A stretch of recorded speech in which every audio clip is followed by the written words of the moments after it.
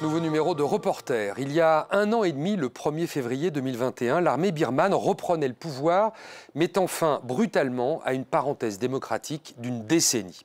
En quelques mois, des milliers de civils vont être tués, des milliers d'autres jetés en prison.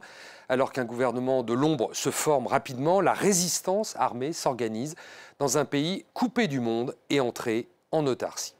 Avec nous, Cyril Payen, bonjour. Bonjour. Vous êtes rendu, Cyril, dans les zones frontalières où se trouve aujourd'hui la rébellion birmane.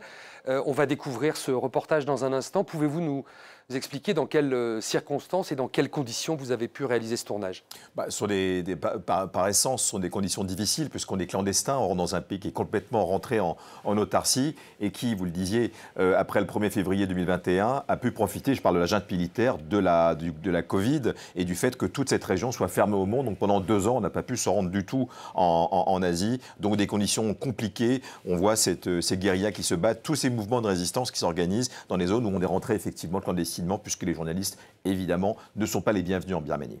Alors, on va découvrir votre reportage avec des documents et des interviews inédites de dissidents et d'anciens militaires. On verra d'ailleurs que la Russie y joue un rôle important.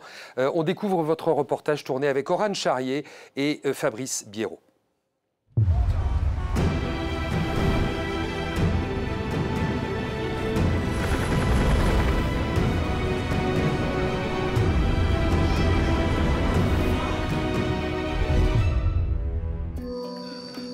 Début de saison des pluies 2022, dans la 6e brigade de la rébellion Karen, quelque part dans le sud-est de la Birmanie.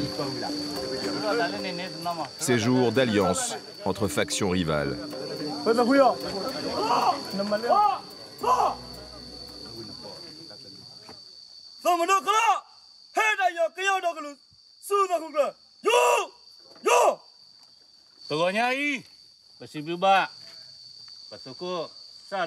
Bonjour à tous. Je voudrais remercier Sao Salon d'avoir pris la décision de nous rejoindre ce matin.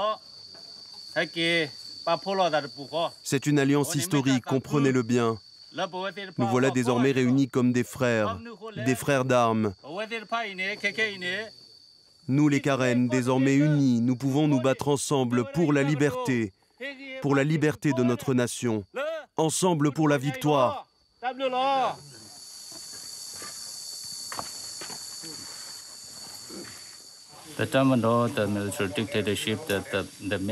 Les principaux soutiens de la Tatmadaw, l'armée birmane, viennent de Russie et de Chine.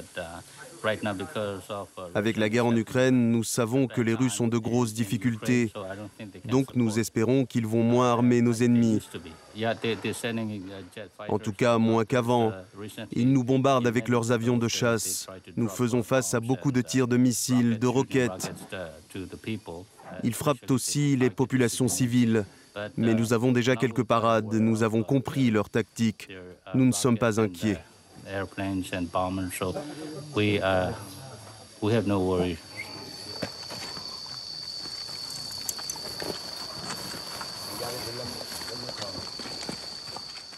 Je suis heureux d'être de retour dans l'organisation mère. Notre devoir est d'être ensemble pour écraser les militaires birmans, ces dictateurs birmans qui oppressent notre population. Jeunes, vieux, femmes ou hommes, des campagnes et des villes, ces résistants pro-démocratiques sont venus de toute la Birmanie pour rejoindre les rébellions ethniques. Je suis fière d'être là. Ce que fait la junte, c'est horrible. Je ne pouvais pas rester sans rien faire. Je me battrai jusqu'au bout. Et il y a aussi ces prises de guerre, comme ce soldat birman qui a déserté de son bataillon pour venir en aide aux insurgés. Vous savez, j'ai vu trop d'injustices. Je ne pouvais pas rester un jour de plus dans cette armée. Je ne m'inquiète pas pour ma famille au pays. Ils ont été intimidés au début, mais maintenant ça va. Moi, j'apporte surtout mon expertise militaire à mes camarades. Nous allons vaincre.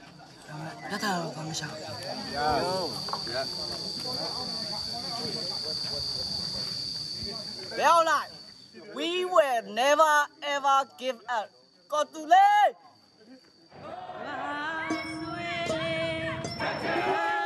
Cela fait 1 an et demi que la Birmanie a rebasculé dans la terreur.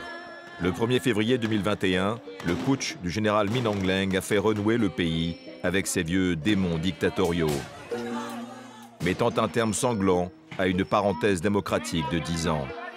Des milliers de morts, des centaines de milliers de déplacés, 15 000 prisonniers politiques.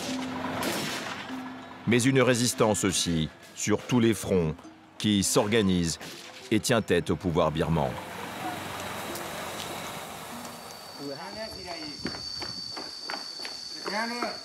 Ces jeunes gens sont tous des étudiants qui ont choisi de se battre. Ils ont fui dans la jungle pour rejoindre l'armée clandestine des forces de défense populaire.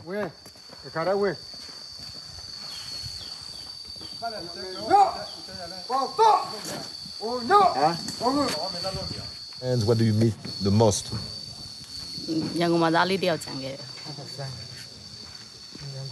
I have prepared to die. Je me suis préparé à mourir pour mon pays. I wanna fight Je veux combattre les militaires. army soldier. Je veux les tuer. I wanna kill.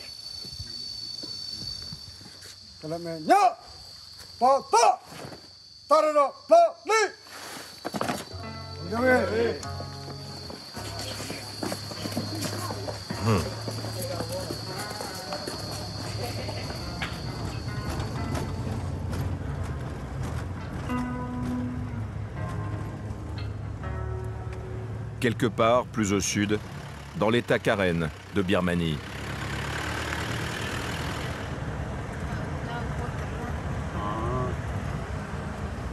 On ne sait jamais quand surtout les Birmans viennent, quoi. Mais en tout cas, on s'assure que cet endroit est pacifique. Et c'est très risquant maintenant de venir.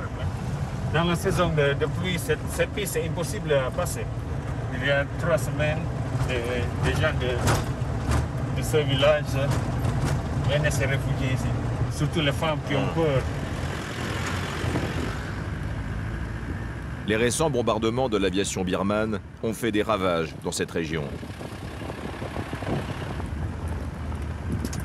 Ce missionnaire catholique prend tous les risques pour aider les populations civiles, les premières victimes des combats.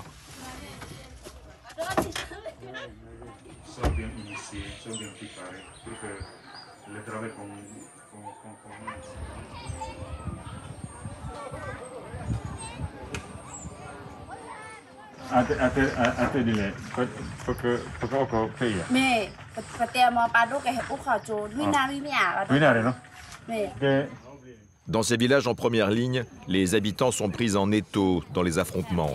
Tous sont des déplacés internes. Le coup d'État a affecté beaucoup de gens, non? Surtout des jeunes qui avaient leurs avenirs. Surtout. Même si elle a dit qu'elle aime rester ici, mais c'est toujours incertain parce qu'il y avait la intention. Elle s'est immigrée, elle dormait à la grotte.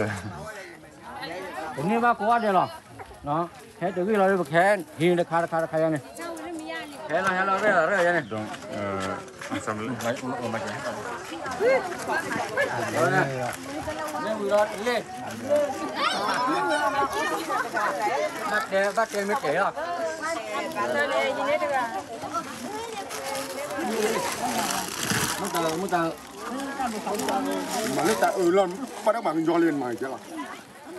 Sans 20 familles qui viennent de ce village. Il y a 30 familles qui... Thank you.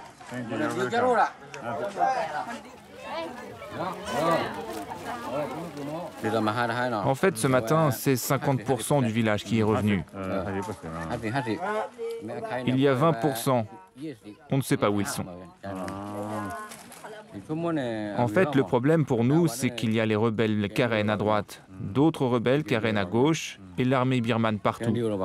On a toujours peur, car on est accusé d'être de mèche avec eux. Il y a toujours des représailles contre les villages. C'est pour cela que les gens fuient.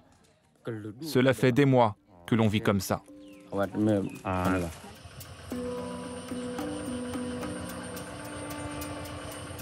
Une fois encore, la Birmanie en guerre civile s'est repliée sur elle-même. Tous les accès au pays sont fermés.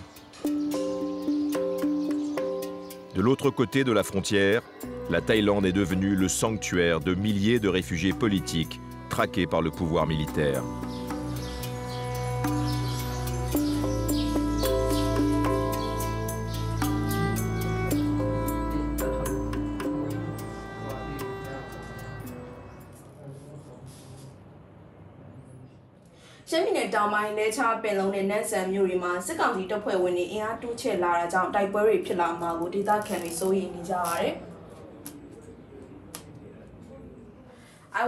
En fait, je voulais d'abord obtenir mon diplôme.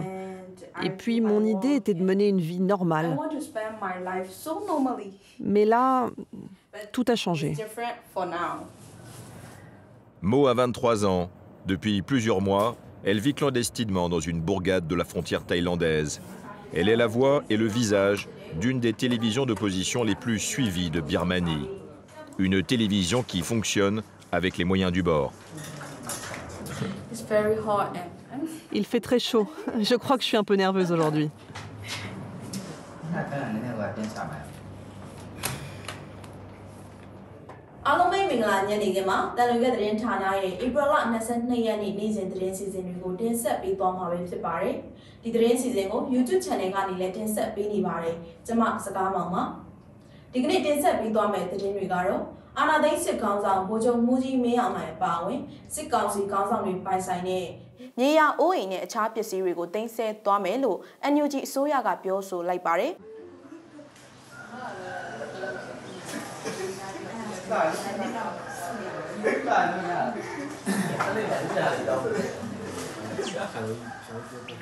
Ils sont une quinzaine de journalistes et d'activistes à vivre dans cette maison. Un endroit secret dont ils ne sortent jamais.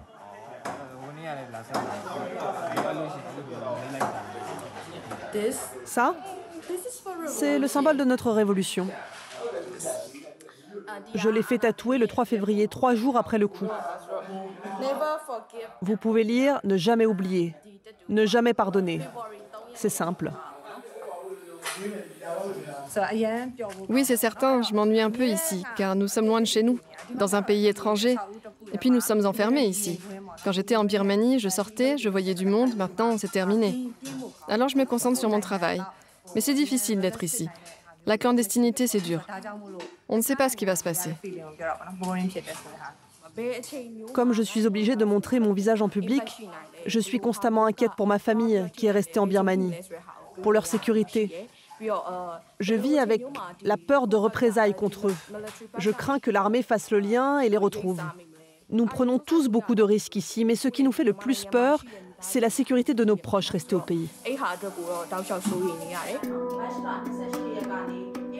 Quelques mois après le coup d'État, des parlementaires entrés en dissidence ont formé un gouvernement de l'ombre, un pouvoir parallèle avec des diplomates et des ministres. Tous ont été condamnés à mort en Birmanie.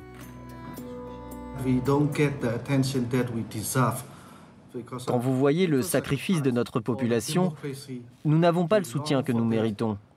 La population birmane est prête à aller jusqu'au bout. Elle se bat, elle meurt pour la démocratie, pour un avenir démocratique en Birmanie. Nous exhortons donc la communauté internationale, les nations démocratiques à venir nous aider. Ils devraient nous venir en aide. Ils doivent nous venir en aide.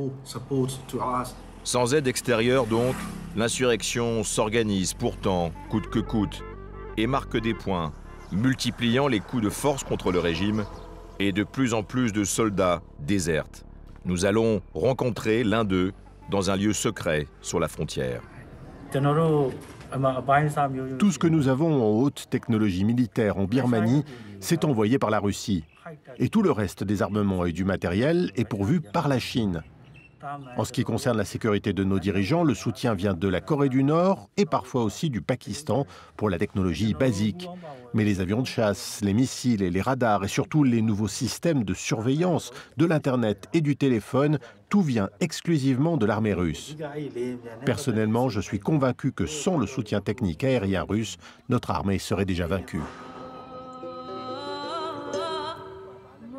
Les généraux birmans pensaient renverser le gouvernement élu et asseoir leur pouvoir. Pari perdu. Le peuple résiste alors que la Birmanie, tragiquement, s'enfonce dans la guerre civile.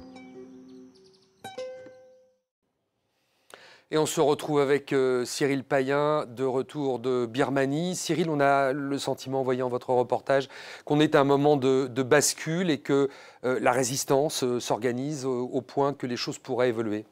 Effectivement, basculement, c'est le mot. Hein. C'est difficile de savoir en quel rapport de force on a aujourd'hui. Mais en tout cas, ce qu'attendait la junte militaire, je rappelle que c'est un pays qui a été mis à genoux pendant 70 ans d'une succession de juntes militaires.